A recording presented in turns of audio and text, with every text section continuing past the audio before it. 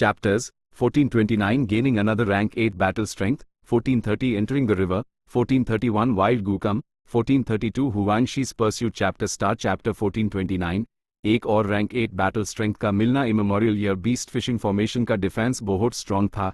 S immemorial year monkey के हमले से वो बिल्कुल हिला तक नहीं, लेकिन इससे एस इमेमोरियल ईयर मंकी का लड़ने का जोश और भी बढ़ गया। धड़ाम धड़ाम धड़ाम उसने अपनी मुठियां उठाई और जोर से नीचे मारी। उसके मुंह के टूटते हुए तारों की तरह थे, हर बार सीधे इमॉर्टल फॉर्मेशन पर जाकर लगते। इमॉर्टल फॉर्मेशन हिलने लगा था, अंदर झटके महसूस हो रहे थे। इमेमोरियल ईयर मंकी के हर हमले से ढेर सारे मोर्टल गू तबाह हो रहे थे। व्हाइट रैबिट, ही लूलैन और यंग वूजी तेजी से अनमॉर्टल गू को रिप्लेस कर रहे थे। कुछ गू फॉर्मेशंस अपने 10% गू वॉर्म्स खून पर ही टूट जाते हैं, बेहतर वाले आधे तबाह होने पर भी बने रहते हैं। लेकिन immemorial year beast fishing formation तब तक सलामत रहता जब तक उसका कोर इमॉर्टल गू जिंदा था और उसके पास अपने 7% गू वॉर्म्स बचे हुए थे। पर उसका डिफेंस आखिरकार टूट ही जाता। फैंग युआनस इमेमोरियल ईयर मंकी को लगातार हमला करने नहीं दे सकता था। Immortal killer move by Xiang. अगले हाइपैल इमॉर्टल गू फॉर्मेशन में एक दरार खुली और बाइनिंग बिंग तेजी से बाहर निकल आई। बूम! वो बहुत ही तेज थी, एक बर्फ के तीर की तरह इमेमोरियल ईयर मंकी की तरफ शूट हुई। दोनों पहले से ही काफी पास द और बाइनिंग बिंग की स्पीड की वजह से इमेमोरियल ईयर मंकी टाइम पर रिएक्ट नहीं कर पाया। सीधा बाइनिंग बिंग ने उसके गले पर वार किया। इमेमोरियल ईयर मंकी एक छोटा सा कदम पीछे हटा, उसी दर्द हुआ और वो गुर्राया। उसने अपने बड़े हाथों से बाइनिंग बिंग की तरफ झपटा मारा।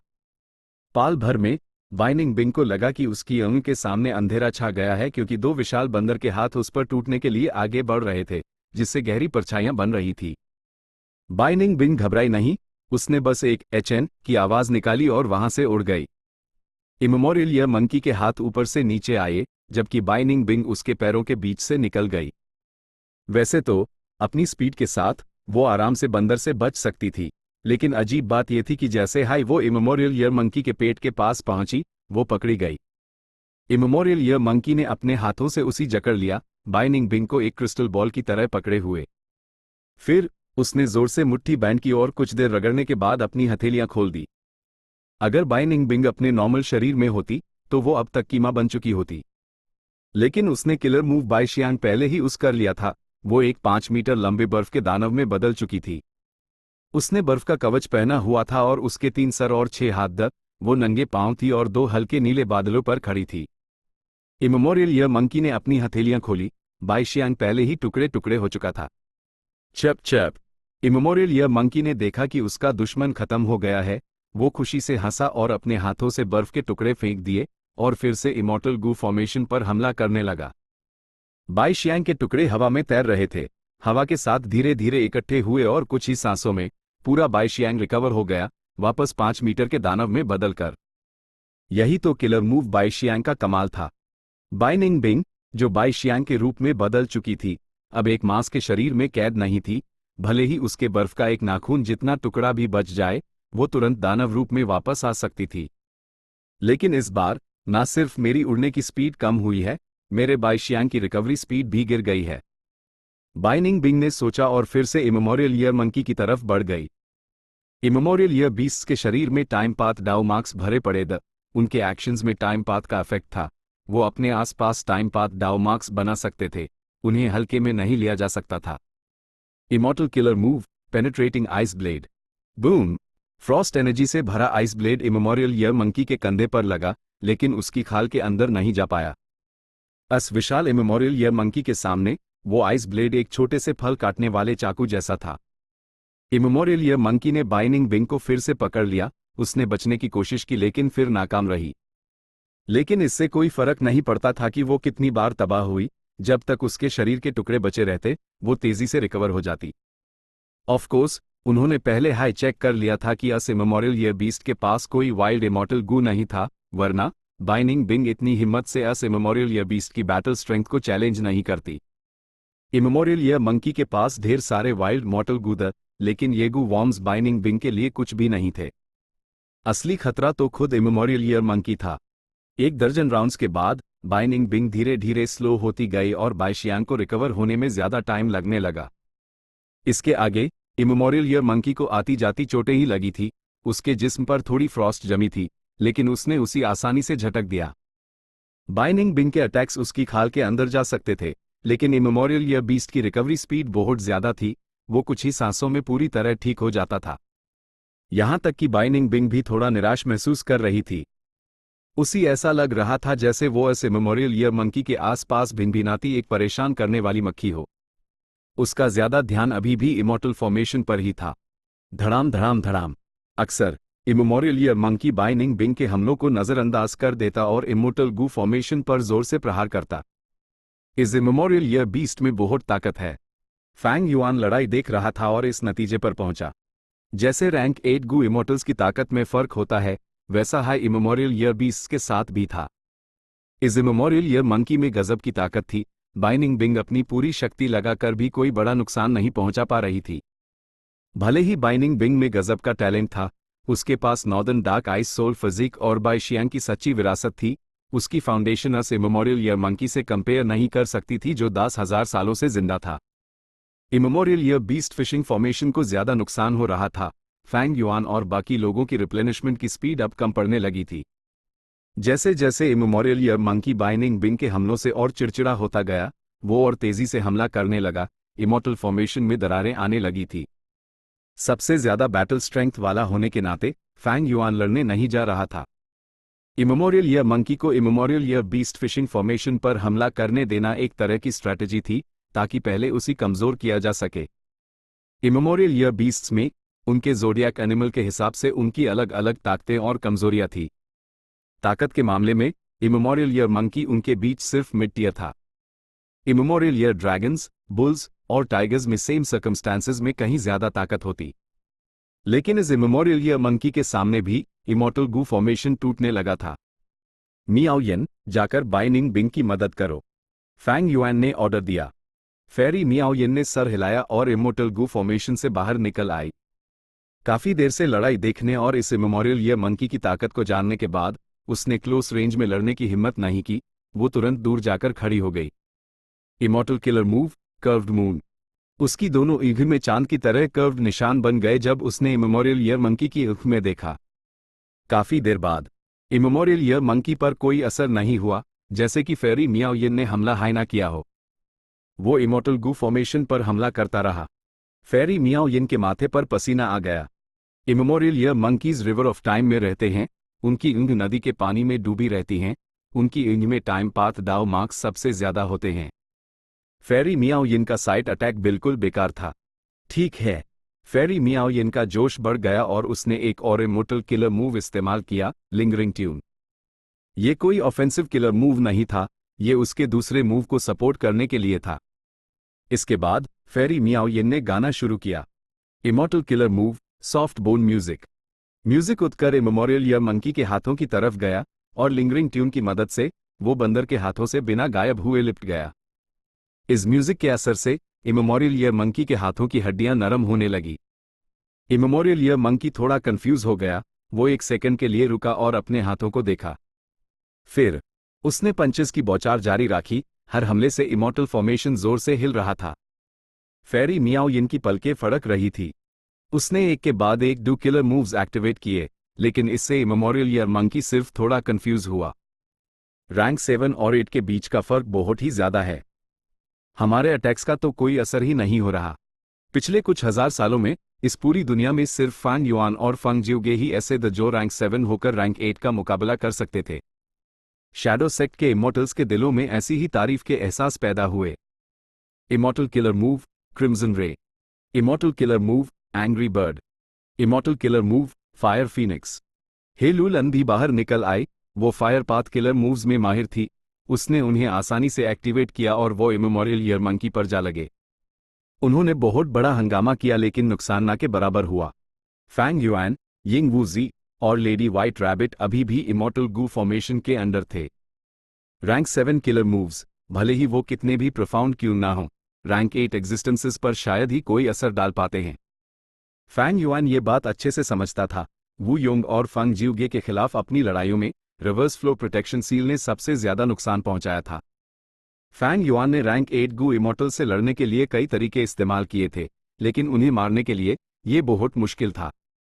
ना सिर्फ ये रैंक 8 गू इमॉर्टल्स भाग सकते थे, बल्कि फैंग युआन के करंट ऑफेंसिव मेथड्स के हिसाब से उसने सिर्फ रैंक 7 इमॉर्टल गू को कोर के रूप में इस्तेमाल किया था। उसका डिफेंस उसके ऑफेंस से कहीं बेहतर था। अगर वो नहीं कर सकता तो शैडो सेक्ट के इमॉर्टल्स के बारे में भूल ही जाओ। सिर्फ यंग वूजी का lead soul into dream unstoppable था, उससे रैंक 8 गू इमॉर्टल्स को भी खतरा था। लेकिन फैंग युआन उसी अभी इस्तेमाल नहीं करेगा। पहली बात, इमेमोरियल ईयर मंकी से लड़ने से सबको ये एक्सपीरियंस मिलेगा कि रैंक 8 एग्जिस्टेंसेस से लड़ना कैसा लगता है। दूसरी बात, इमेमोरियल ईयर मंकी को आमने सामने की लड़ाई में हराकर फैंग युआन बाद में 180 स्लेव्स को आसानी से इस्तेमाल कर सकता था। उसी कब्जे में करने के बाद यह इमेमोरियल ईयर मंकी ज्यादा आज्ञाकारी होगा। लगभग टाइम हो गया है। कुछ देर बाद इमॉर्टल गू फॉर्मेशन टूटने की कागार पर था जब फैंग युआन बाहर निकला। Immortal killer move, myriad self. Immortal killer move, ancient sword dragon transformation. Immortal killer move, reverse flow protection seal. कुछ ही सांसों में फैंग युआन एक एंशिएंट स्वॉर्ड ड्रैगन में बदल गया। उसके चांदी के स्केल्स चमक रहे थे और शानदार लग रहे थे। लेकिन इमेमोरियल ईयर बीस्ट के सामने वो एक इंसान के पास खड़े छोटे से सांप जैसा था। लेकिन इससे कोई प्रॉब्लम नहीं थी। आगे फैंग युआन ने एक रूल पाथ इमॉर्टल गू एक्टिवेट किया। बड़ा बड़ा बड़ा बड़ा एंशिएंट स्वॉर्ड ड्रैगन का शरीर तेजी से बढ़ने लगा। वो जल्द हाई इमेमोरियल ईयर बीस्ट के साइज का हो गया। इमेमोरियल ईयर मंकी ने फैंग युआन को गहरी चिंता से देखा। फैंग युआन ने आगे बढ़कर इमेमोरियल ईयर मंकी से सीधी टक्कर ली। फैंग युआन के पास स्ट्रेंथ पाथ के मेथड्स थे, लेकिन उसकी ताकत इमेमोरियल ईयर मंकी के बराबर नहीं थी। रूल पाथ इमॉर्टल गू बिग यूएसईवाई सिर्फ बड़ा बना सकता था। फैंग युआन को अक्सर इमेमोरियल ईयर मंकी दूर फेंक देता था, लेकिन उसी फैंग युआन से ज्यादा चोटें लगती थी। ऐसा इसलिए था क्योंकि जो अटैक्स वो एंशिएंट स्वॉर्ड ड्रैगन पर करता था वो रिवर्स फ्लो प्रोटेक्शन सील से पूरी तरह रिफ्लेक्ट होकर वापस उस पर ही लगते थे। ये लड़ाई कई घंटों तक चली।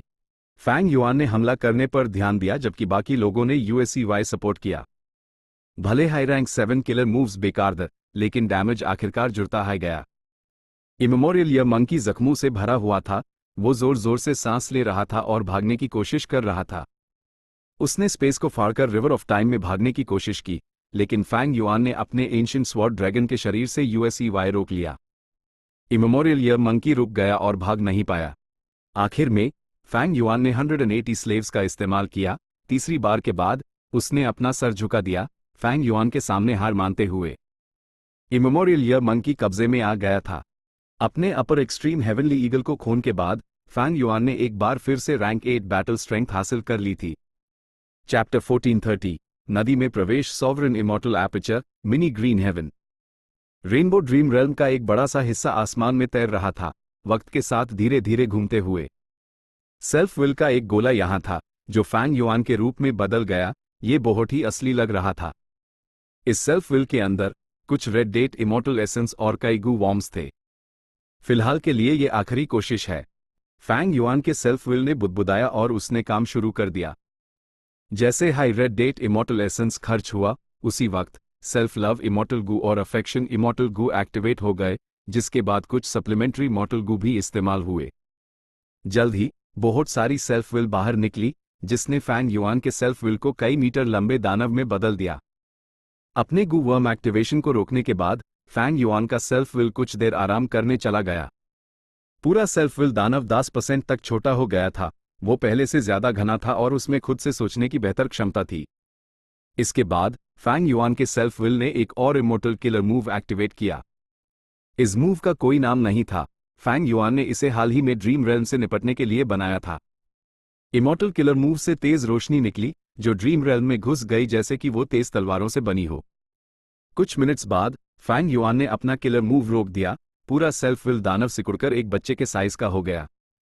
रेड डेट इमॉर्टल एसेंस का ढेर लगभग पूरी तरह से खत्म हो चुका था। आखिरकार भी फेल हो गया। फैंग युआन के सेल्फ विल ने गहरी सांस ली। ड्रीम रेल्म की लड़ाई के दौरान फैंग युआन ने बहुत सारे पूरे dream reality seeker physique bodies हासिल किए थे, लेकिन सदर्न बॉर्डर से वेस्टर्न डेजर्ट के रास्ते में उसने दुश्मनों को रोकने के लिए उनमें से काफी सारे कुर्बान कर दिए थे। उसके बाद जो बचे हुए पूरे dream reality seeker physique bodies दी, वो अपनी टाइम लिमिट पूरी होने पर वापस ड्रीम रेल्म्स में बदल गए क्योंकि वो अधूरे बॉडीज थे। फैंग युआन ने इन सभी ड्रीम रेल्म्स को मिनी ग्रीन हेवन में रखा था। फैंग युआन की सॉवरन ब्लेस्ड लैंड में 5 रीजन्स और 9 हेवंस की व्यवस्था थी। यह एरिया इतना बड़ा था कि गू इमॉर्टल्स को मौत से डरा दे। लेकिन इनमें से ज्यादातर एरियाज फैंग युआन के मैनेजमेंट की वजह से रिसोर्सेज से भरे हुए थे। सिर्फ 2 जगह खाली थी, एक था मिनी रेड हेवन, दूसरा था मिनी ग्रीन हेवन। कुछ समय पहले फैंग युआन ने इमेमोरियल ईयर मंकी से मिनी रेड हेवन में लड़ने का फैसला किया था, और मिनी ग्रीन हेवन, उसका इस्तेमाल ड्रीम रेल्म्स को रखने के लिए किया गया था। ये सारे ड्रीम रेल्म्स हेवंसविल से ग्रस्त थे। वो साफ सुथरे नहीं थे, वो खतरनाक रूप से हेवंसविल से भरे हुए थे। जब हेवंसविल फैंग युआन के सॉवरन इमॉर्टल एपर्चर के अंदर छिपी रहती तो वो बाहर की दुनिया से कनेक्ट कर सकती थी, भले हाई इमॉर्टल एपर्चर यूएससीवाई आइसोलेट कर दे। यहां तक कि अगर फैंग युआन के पास डार्क लिमिट भी होता तो भी उसी डिटेक्ट कर लिया जाता। फैंग युआन ने ये बात कुछ ही समय पहले जानी थी। हालांकि फैंग युआन पहले हाई हेवनली कोर्ट की फेरी जी वे के इन्वेस्टिगेटिव किलर मूव से प्रभावित था, और उसके पास डार्क लिमिट नहीं था क्योंकि वो वैसे भी एक्सपोज हो चुका था। उसने हेवंसविल के इन हिस्सों को अपने सॉवरेन इमॉर्टल एपर्चर में रख लिया। इसमें कोई बड़ी बात नहीं थी। फैंग युआन ये सोच रहा था कि इस हेवंसविल का इस्तेमाल फायदे के लिए कैसे किया जाए। ड्रीम रेल्म्स को एक्सप्लोर करना, अंदर से ट्रू मीनिंग निकालना और अपने अटेनमेंट लेवल्स को बढ़ाना, यह फैंग युआन के लिए फायदेमंद था। खासकर जब उसने इन ड्रीम रेल्म्स को चुना था, वो उसके लिए बहुत सूटेबल थे। लेकिन उनका अभी पीछा किया जा रहा था जबकि ड्रीम रेल्म्स हेवंसविल से भरे हुए थे। हर तरह के कारणों से फैंग युआन ड्रीम रेल्म्स को ठीक से एक्सप्लोर नहीं कर पा रहा था। लेकिन क्या हो अगर मैं इन ड्रीम रेल्म्स के अंदर से सारी हेवंसविल को हाई खत्म कर दूं? ये ख्याल फैंग युआन के दिमाग में आया और मजबूती से जम गया। थियोरेटिकली यह पॉसिबल था, क्योंकि ट्रू मीनिंग ड्रीम रेल्म्स के अंदर होती है। जब लोग उन्हें सफलतापूर्वक एक्सप्लोर करते हैं तो वो ट्रू मीनिंग को निकाल कर अटेनमेंट लेवल्स बढ़ा सकते हैं। और क्योंकि हेवंसविल ने इन ड्रीम रेल्म्स पर कब्जा किया था जबकि वो अंदर जा सकती है, तो यूएससीवाई नेचुरली हटाया भी जा सकता है। या फिर अगर हेवंसविल ड्रीम रेल्म्स पर कब्जा कर सकती है तो उसकी सेल्फ विल वैसा क्यों नहीं कर सकती? अपने पिछले जन्म के 500 सालों में फैंग युआन ने एक विजडम पाथ के महान एक्सपर्ट के बारे में सुना था जिसने एक विजडम पाथ मेथड इजाद किया था विल्स या इमोशंस का इस्तेमाल करके ड्रीम रेल्म्स में घुसने और उन्हें एक्सप्लोर करने का। हर तरह के कारणों ने फैंग युआन को इस बात का यकीन दिलाया कि ये एक संभव रास्ता था। लेकिन उसकी प्रोग्रेस आसान नहीं थी। उसने कई मेथड्स इस्तेमाल किए और इमोर्टल किलर मूव्स बनाए, लेकिन वो इफेक्टिव नहीं थे। ना सिर्फ वो हेवंसविल को छू तक नहीं पाया, बल्कि सेल्फ विल का ड्रीम रेल्म में घुसने का प्लान भी पूरी तरह फेल हो गया। ऐसा लगता है कि ड्रीम रेल्म्स में मेरा एडवांटेज सिर्फ मेरे पुनर्जन्म की वजह से है। अगर मैं ठीक से देखूं तो पिछले जन्म में भी मेरी ड्रीम पाथ रिसर्च गहरी नहीं थी। शायद जब फ्यूचर में मेरा विजडम पाथ अटेनमेंट लेवल फिर से बढ़ेगा तब मुझे और प्रोग्रेस मिलेगी। फैंग युआन ने शांति से अपनी कमी को महसूस किया। उसने हिचकिचाना बैंड कर दिया। उसने ड्रीम रेल्म पर एक और इमोर्टल किलर मूव इस्तेमाल करना शुरू कर दिया। जल्द ही यह dream realms pure dream reality Sikar physique bodies में बदल गए। फैंग युआन ने पर्पल माउंटेन ट्रू मोनार्क की विरासत हासिल की थी। वो नेचुरली जानता था कि ड्रीम रेल्म्स को पूरे dream reality Sikar physique bodies में कैसे बदला जाए। ऑफ कोर्स, जो पूरे dream reality Sikar physique bodies refine किए गए थे वो अधूरे थे, और क्योंकि उसके पास कुछ इमॉर्टल गू की कमी थी, ये बॉडीज उनसे कम तर जो पर्पल माउंटेन ट्रू मोनार्क ने ड्रीम रेल्म की लड़ाई के दौरान बनाए थे। लेकिन फैंग युआन संतुष्ट था। वो बस इन ड्रीम रेल्म्स को अपने सॉवरेन इमॉर्टल एपर्चर से बाहर निकालना चाहता था। इसके बाद फैंग युआन के सॉवरेन इमॉर्टल एपर्चर में मौजूद सारे dream realms pure dream reality Sikar physique bodies में बदल दिए गए और बाहर निकाल लिए गए। फिर फैंग युआन के इंतजाम के तहत ये सारे पूरे dream reality Sikar physique bodies उन जगहों पर रख दिए गए जो फैंग युआन ने पहले से प्लान की थी। आगे उसने उन्हें सेल्फ डेटोनेट करने और फिर से ड्रीम रेल्म्स में बदलने का आदेश दिया। इन ड्रीम रेल्म्स ने एक मजबूत डिफेंस बनाया जो दुश्मनों को रोक सकता था। भले हाई हेवनली कोर्ट के रैंक 8 गू इमॉर्टल्स आ जाते, वो इन ड्रीम रेल्म्स का कुछ नहीं बिगाड़ पाते। अपने इंतजाम के बाद फैंग युआन ने इमॉर्टल गू फॉर्मेशन सेटअप करना शुरू कर दिया। इस वक्त वो एक अनजान रेगिस्तान के काफी नीचे था। वहां एक बहुत बड़ी नेचुरल सोल्यूशनल केव थी। यहाँ की रेत सोने के साथ मिलकर सोने की चट्टानें बन गई थी जो चमक रही थी। लेकिन फैंग युआन के लिए सबसे अट्रैक्टिव चीज ये थी कि केव के सेंटर में रिवर ऑफ टाइम की एक ट्रिब्यूटरी थी। रिवर ऑफ टाइम की इस ट्रिब्यूटरी का साइज पिछले वाले से छोटा था, लेकिन ये ज्यादा स्टेबल थी। फैंग युआन के इमोर्टल गू फॉर्मेशन का इस्तेमाल करके वो इस ट्रिब्यूटरी के जरिए रिवर ऑफ टाइम तक पहुंच सकता था। दरअसल रिवर ऑफ टाइम की ये ट्रिब्यूटरी आखिरी थी जो शैडो सेक्ट के पास वेस्टर्न डेजर्ट में थी।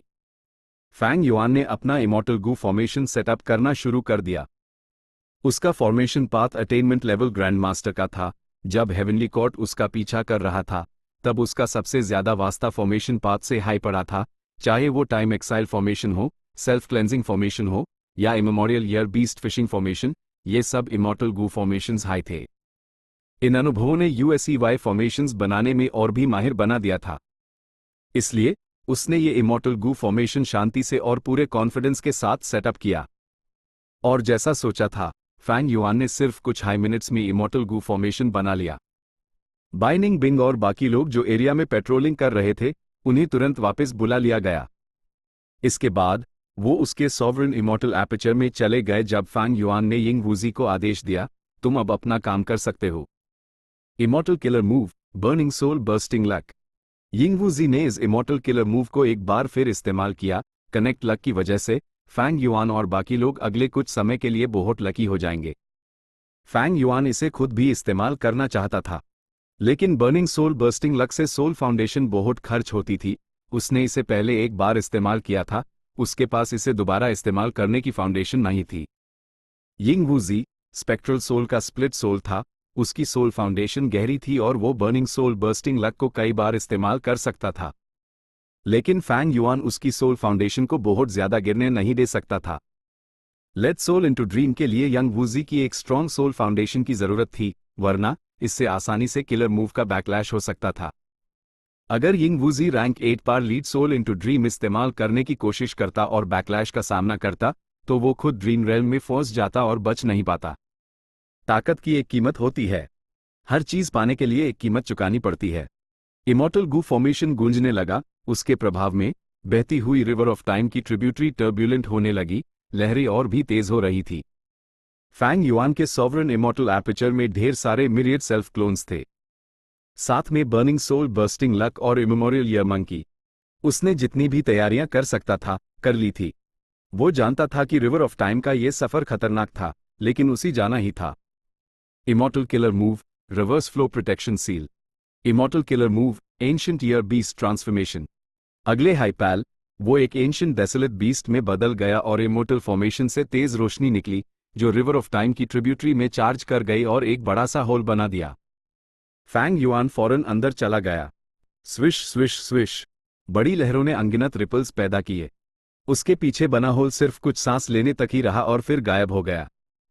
फैंग युआन की नजर पूरी तरह से उसके सामने के नजारे पर टिकी हुई थी। River of time, chapter 1431। जंगली गू का आना कहते हैं कि इस दुनिया में एक नदी है जिसे रिवर ऑफ टाइम कहते हैं। वो अतीत, वर्तमान और भविष्य से होकर बहती है। दुनिया की हर चीज यूएस नदी में मछलियों की तरह है और धारा के नीचे मछलियां सिर्फ नीचे की तरफ बह सकती हैं। रिवर ऑफ टाइम के बिना दुनिया रुक जाती, एक तस्वीर बन जाती। सिर्फ इस नदी के साथ ही बदलाव आ सकता है और दुनिया चल सकती है, या तो फल फूल सकती है या मुरझा सकती है।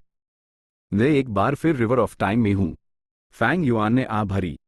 उसने चारों तरफ देखा, नदी विशाल और चौड़ी थी। भले ही इसे रिवर ऑफ टाइम कहा जाता था, यह समंदर जितनी बड़ी थी। इस जगह के अंधेरे में एक विशाल नदी लगातार बह रही थी। नदी का पानी हल्का सफेद था, लेकिन अनगिनत लहरें आपस में टकराकर हर पाल खूबसूरत रंग बना रही थी। रोशनियां चमक रही थी और फैंग युआन के चेहरे पर रिफ्लेक्ट हो रही थी। फैंग युआन एक पल के लिए हैरान रह गया, फिर होश में आया। उसने अपने इमोर्टल एपर्चर का प्रवेश द्वार खोला और इमेमोरियल ईयर मंकी को बाहर निकाला। ऊक ऊक ऊक, ये विशाल जानवर अपने घर वापस आ गया था। वो बहुत एक्साइटेड था। फ्लोप, वो नदी के पानी में गिरा और एक बड़ा सा छींटा उड़ा। फैंग युआन भी एक एंशिएंट ईयर मंकी में बदल गया। वो इमेमोरियल ईयर मंकी से काफी छोटा था। वो अभी हवा में तैर रहा था क्योंकि वो असली ईयर बीस्ट नहीं था। भले ही उसके ट्रांसफॉर्मेशन पाथ डाउमार्क्स इस जगह के अनुकूल होने के लिए टाइम पाथ डाउमार्क्स में बदल गए थे, अगर हो सके तो रिवर ऑफ टाइम के पानी को ना छूना ही बेहतर था। चलो, फैंग युआन ने आदेश दिया और इमेमोरियल ईयर मंकी तैरने लगा। उसी पहले हराने का फायदा अब दिख रहा था। वो अपर एक्सट्रीम हेवनली ईगल से कहीं ज्यादा आज्ञाकारी था। हालांकि भले ही उसने 180 स्लेव्स का इस्तेमाल किया था, क्योंकि फैंग युआन की सोल फाउंडेशन बहुत गिर चुकी थी, इस इमेमोरियल ईयर मंकी को कंट्रोल करना काफी मुश्किल हो रहा था। भले ही अभी हम शांति की स्थिति में हैं, इसे गुलाम बनाकर रखना पहले ही मुश्किल है। मेरी आत्मा बहुत भारी महसूस हो रही है। अगर हम किसी घमासान युद्ध में हुए तो शायद मेन इमेमोरियल ईयर मंकी को आदेश ना दे पाऊं। फैंग युआन अंदर से सतर्क हो गया। ये एक कमी थी, लेकिन इसका कुछ नहीं हो सकता था। फैंग युआन ने अपनी पूरी कोशिश की थी। वो चुपचाप आगे बढ़ते रहे। स्विश स्विश स्विश, लहरें लगातार टकराती रही। फैंग युआन अपने फिजिकल बॉडी के साथ यहां पहली बार आया था। पिछली कुछ बार उसने स्प्रिंग ऑटम सकाडा का इस्तेमाल करके अपनी विल को नदी में भेजा था। हेवंस विल जैसे प्रभावों की वजह से उसने सिर्फ रिवर ऑफ टाइम की एक झलक देखी थी। वो उसी पूरी तरह से नहीं देख पाया था, लेकिन अब उसी एक नया अनुभव मिल रहा था। रिवर ऑफ टाइम जन्नत और जमीन का एक अलग थलग डोमेन था। यह वाइडली जाना जाता था और लेस देन ग्रेटर देन में इसका जिक्र था। लेकिन अपने फिजिकल बॉडी के साथ अंदर जाने के लिए उन्हें गहरे टाइम पाथ फाउंडेशन वाले गु इमॉर्टल एक्सपर्ट्स होना जरूरी था। फैंग युआन भले ही इसमें कम था, लेकिन ट्रांसफॉर्मेशन पाथ और पर्पल माउंटेन ट्रू मोनार्क और ही फैन की विरासत की वजह से अंदर जा पाया था। रिवर ऑफ टाइम बेजान नहीं था। फैंग युआन ने सबसे पहले कुछ जंगली यर्गु को एक दूसरे का पीछा करते हुए देखा, फिर वो वापस नदी के पानी में चले गए। इसके बाद उसने आसमान में जंगली टाइम पाथ गु वॉर्म्स के झुंड देखे। वो अनगिनत मक्खियों जैसे थे। 5 से 6 जंगली यर्गु फैंग युआन के पास आए और चुपचाप उस पर बिना हिले डुले बैठ गए। तो ये बात है। फैंग युआन के विचार बदले और उसी समझ आ गया क्यों। वो अब एक एंशिएंट ईयर मंकी था। रैंक 8 एटीट्यूड गु और फैमिलियर फेस की वजह से जंगली गु उसकी ऑरा को पहचान नहीं पा रहे थे। वो उसी एक जंगली एंशिएंट ईयर मंकी समझ रहे थे। ये कुछ टाइम पाथ मॉर्टल गु फैंग युआन के टाइम पाथ डाओ मार्क्स से आकर्षित हुए थे। उन्हें लगा कि ये रहने के लिए सबसे अच्छी जगह है, इसलिए वो उसके पास आ गए। ये सच में ऐसा ही था। प्रकृति में गु वॉर्म्स नाजुक होते हैं। भले ही जंगली गु वॉर्म्स जन्नत और जमीन की नेचुरल एसेंस को अब्जॉर्ब कर सकते थे, लेकिन उन्हें खतरा तब भी रहता था, भले ही उनके पास स्ट्रॉन्ग एबिलिटीज क्यों ना हो। इसलिए मजबूत जीवों में रहना उनके जीने का एक तरीका था। फैंग युआन कुछ मिनट्स तक चला और उसके ऊपर पहले से ही कई सौ जंगली मॉर्टल गु आ चुके थे। ज्यादातर डे गु और मंथ गु द, कोई यगु नहीं था। और इमेमोरियल ईयर मंकी को तो उससे भी ज्यादा फायदा हुआ। इस इमेमोरियल ईयर मंकी के अंदर जंगली मॉर्टल गु द, लेकिन फैंग युआन से लड़ते वक्त वो तबाह हो गए थे, कुछ ही बचे थे। और अब उनकी बहुत रिप्लेनिशमेंट हो गई थी। Immemorial year monkey naturally Fang Yuan से ज्यादा आकर्षक था। वो जंगली टाइम पाथ मॉर्टल गु के बीच बहुत पॉपुलर था। जब वो नदी में तैर रहा था, टाइम पाथ गु वॉर्म्स के झुंड एक काले बादल की तरह उसके चारों तरफ मंडरा रहे थे। लेकिन ये सिचुएशन सिर्फ एक पाल के लिए ही रही और फिर तेजी से धीमी हो गई। जैसे जानवर अपने इलाकों पर कब्जा करते हैं, जब फैंग युआन और इमेमोरियल ईयर मंकी पर बहुत सारे जंगली मॉर्टल गु आ गए, तो दूसरे मॉर्टल गु को लगा कि यहां भीड़ हो गई है और उन्होंने उनके पास आना बैंड कर दिया। फैंग युआन ने सोचा, उसने इन जंगली मॉर्टल गु के साथ कुछ नहीं किया। अपनी मौजूदा काबिलियत से उसके लिए इन जंगली मॉर्टल गु को रिफाइन करना आसान था, लेकिन इससे फैंग युआन का भेस खराब हो जाता। इसके अलावा ये जंगली टाइम पाथ मॉर्टल गु कुछ खास नहीं थे। जब तक वो इमॉर्टल गु ना हो, वो फैंग युआन को ज्यादा आकर्षित नहीं करते थे। जब वो सफर कर रहे थे, एक एंशिएंट ईयर टाइगर पानी से बाहर निकला, लेकिन वो बिना रुके ही चला गया, दूर भाग गया। यह सिचुएशन कई बार हो चुकी थी। इमेमोरियल ईयर मंकी उनके सफर में एक एक्सप्रेस पास की तरह था। असल में ईयर बीस्ट्स के अलावा वहां मंथ बीस्ट्स और डे बीस्ट्स भी थे। ईयर बीस्ट्स की तरह वो क्रमशः मंथ गु और डेगु को खाते थे। 2 घंटे बाद रिवर ऑफ टाइम अभी भी टर्ब्यूलेंट था, जबकि अंधेरा उन्हें घेरे हुए था। नज़ारा बदला नहीं था। ऐसा लग रहा था जैसे सब अभी भी उसी जगह पर हैं जहां से उन्होंने शुरुआत की थी। एक इमेमोरियल ईयर मंकी का आधा शरीर पानी में डूबा हुआ था, एक तैरते हुए पहाड़ की तरह धीरे धीरे आगे बढ़ रहा था।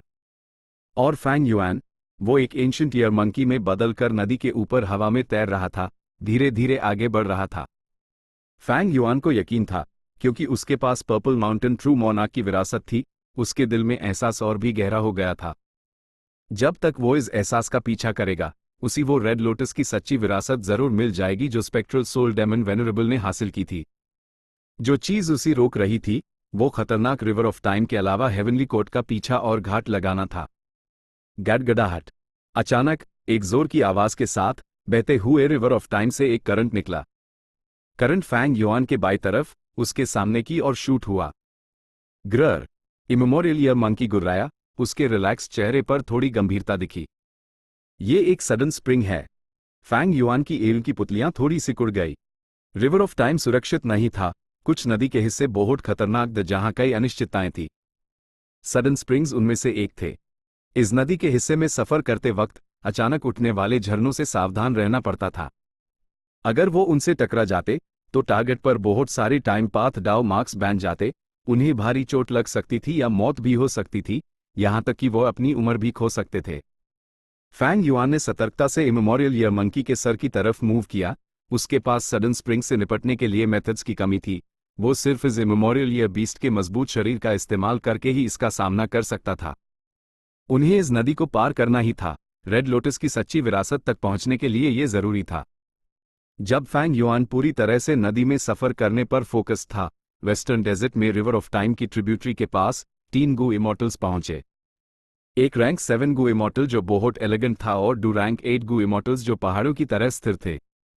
यह फंग जिउगे था और साथ में हेवनली कोर्ट के 2 रैंक 8 गू इमॉर्टल्स।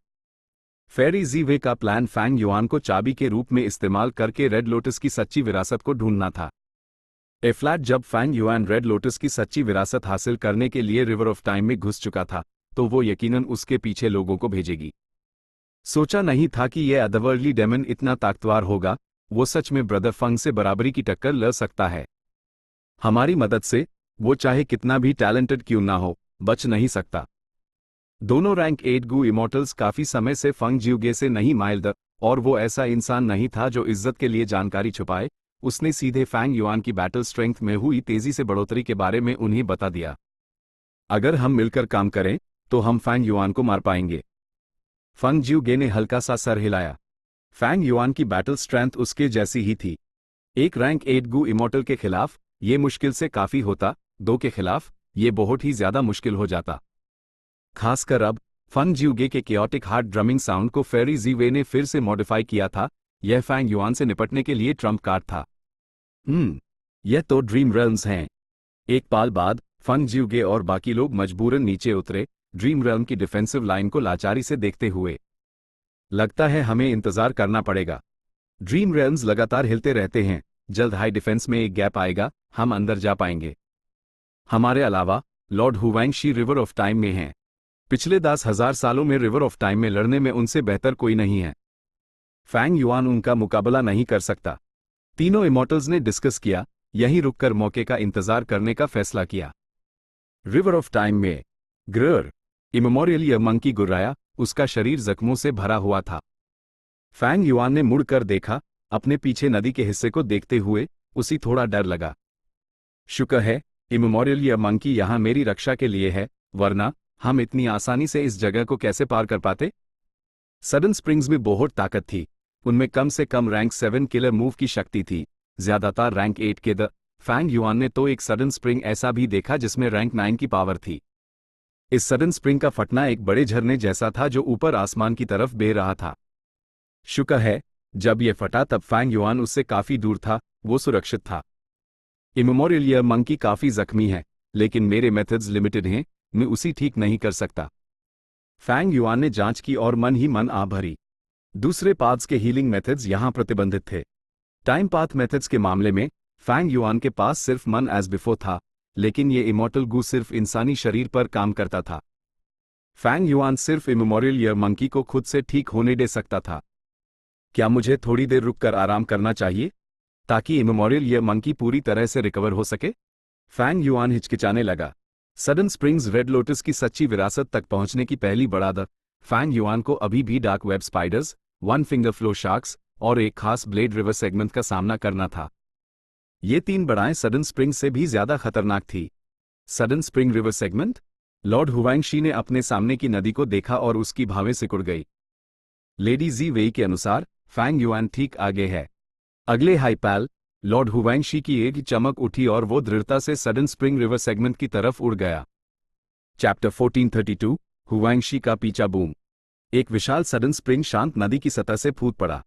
इस सडन स्प्रिंग के सामने लॉर्ड हुवांगशी, जो हवा में उड़ रहा था, एक छोटे से मच्छर जैसा लग रहा था। सडन स्प्रिंग के उससे टकराने से पहले ही लॉर्ड हुवांगशी को महसूस हुआ कि वो तेज और तेज होता जा रहा है। ये सच नहीं था, ऑफ कोर्स। सडन स्प्रिंग जैसे जैसे ऊपर जाता वैसे वैसे धीमा होता जाता। लॉर्ड हुवांगशी को ऐसा इसलिए लगा क्योंकि उसकी अपनी रिलेटिव स्पीड कम हो गई थी। यह रिवर ऑफ टाइम था। सडन स्प्रिंग्स के फटने से उसके आसपास की हर चीज धीमी हो जाती। ऐसे में टारगेट के लिए बचना और भी मुश्किल हो जाता। HMPH। लॉर्ड हुवांगशी घबराया नहीं। क्रूशियल मोमेंट पर उसके सर से तेज रोशनी निकली। अगले हाईपैल वो पूरी तरह से नॉर्मल कंडीशन में आ गया और पीछे हट गया, जिससे सडन स्प्रिंग अपने टारगेट से चूक गया। गड़गड़ाहट। एक और जोर की आवाज के साथ सडन स्प्रिंग वापस नदी में जा गिरा और एक बड़ी सी लहर उठी। लॉर्ड हुवांगशी ने अपने माथे से पसीना पोंछा। इस सडन स्प्रिंग में रैंक 8 किलर मूव की ताकत है। मुझे भी सावधान रहना होगा।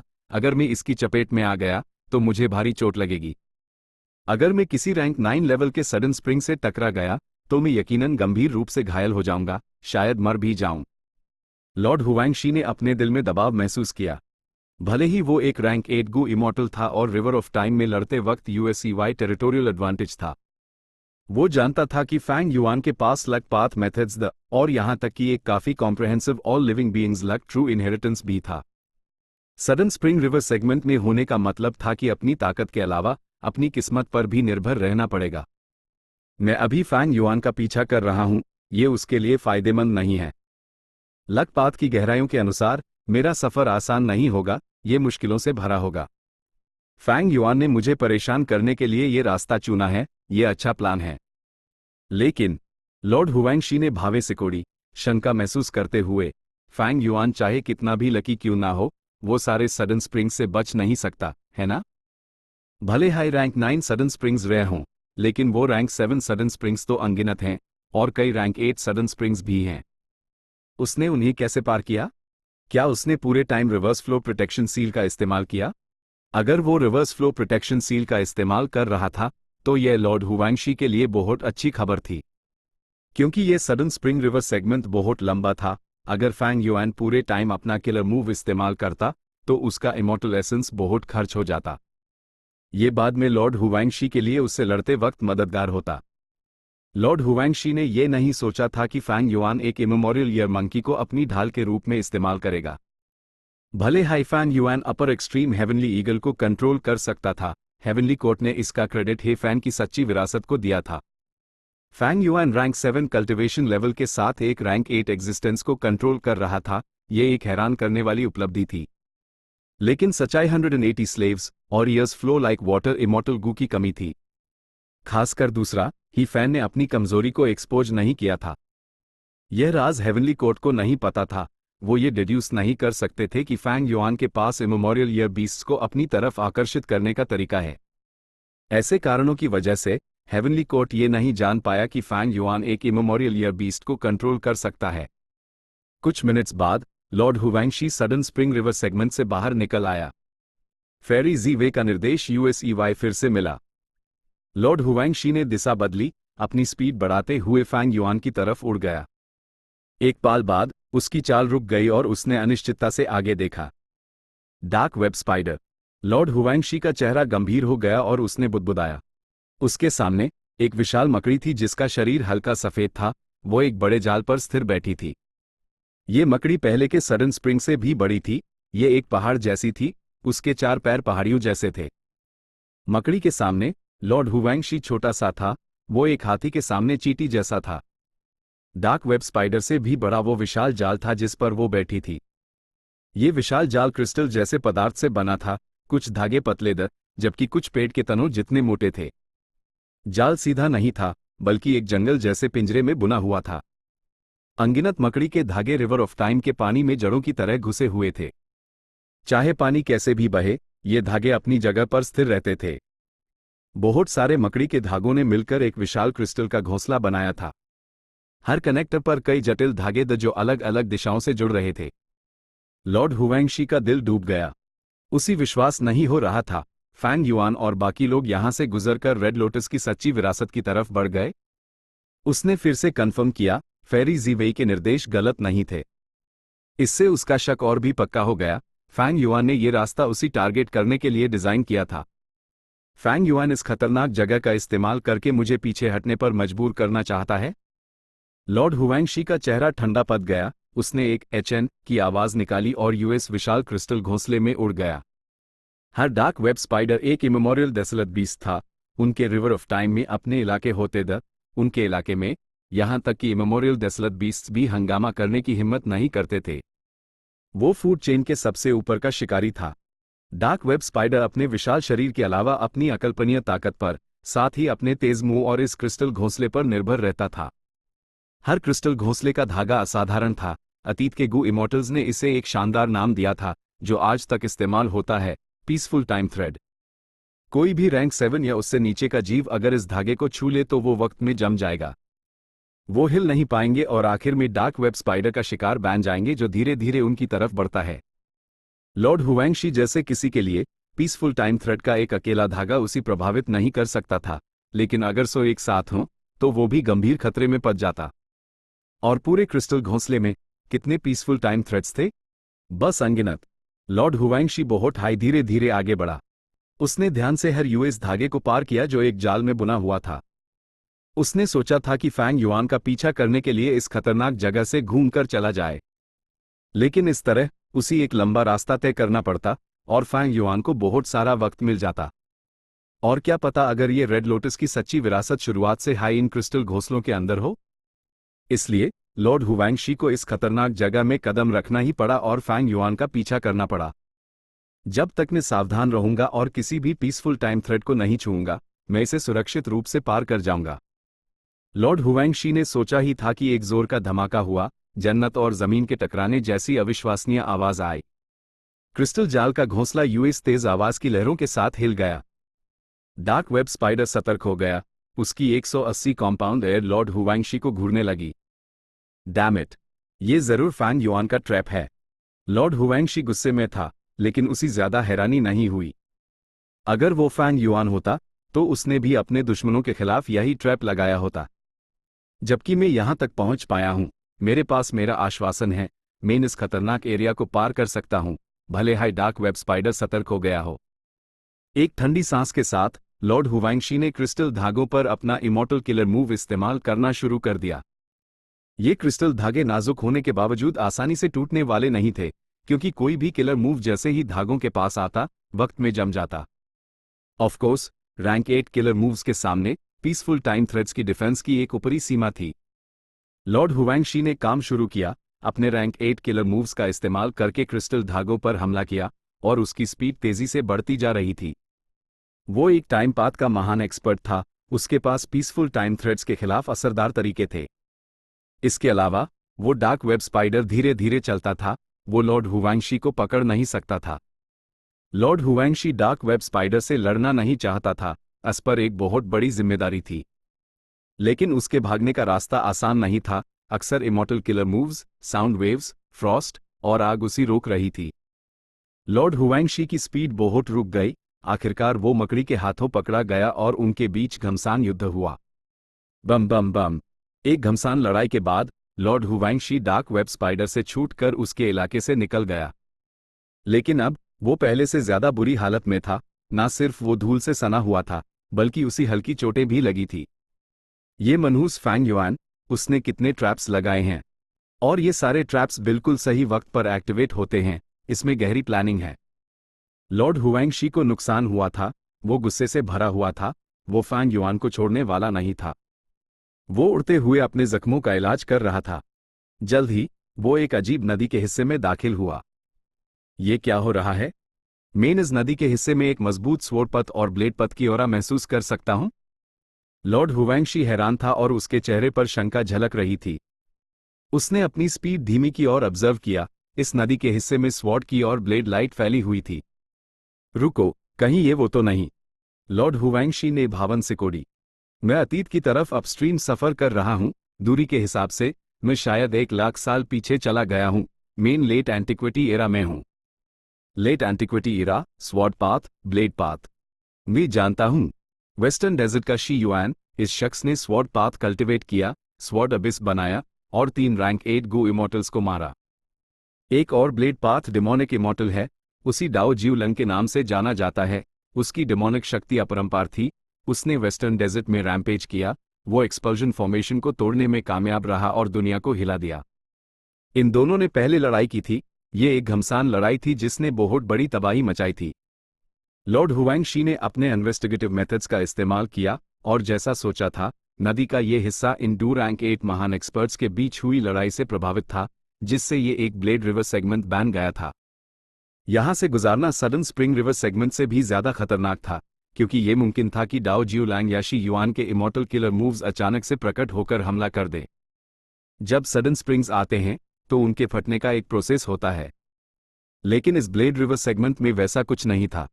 फैंग युआन और बाकी लोग सच में यहां आए? क्या वो मरने की कोशिश कर रहे हैं? लॉर्ड हुआंगशी ने दांत पीसे, अंदर घुसते हुए। जब फैंग युआन और बाकी लोग अंदर जा सकते थे, तो एक रैंक 8 महान एक्सपर्ट होने के नाते वो पीछे नहीं हट सकता था। फेरी जी वे ने यूएसईवाई गाइड किया और लॉर्ड हुआंगशी अपने टारगेट के करीब पहुंच गया। रॉ इमेमोरियल यह मंकी टर्ब्यूलेंट लहरों में लड़ रहा था। वो जख्मों से भरा हुआ था, खून बह रहा था और आसपास का इलाका लाल हो गया था। इमेमोरियल यह मंकी के ऊपर बाय निंग बिंग, फेरी मियाओ यिन और बाकी लोग अपना बचाव कर रहे थे। आखिरकार तुम सब मिल ही गए। लॉर्ड हुआंगशी की एड़ी चमक उठी, वो बिना सोचे समझे आगे बढ़ गया। Chapter and.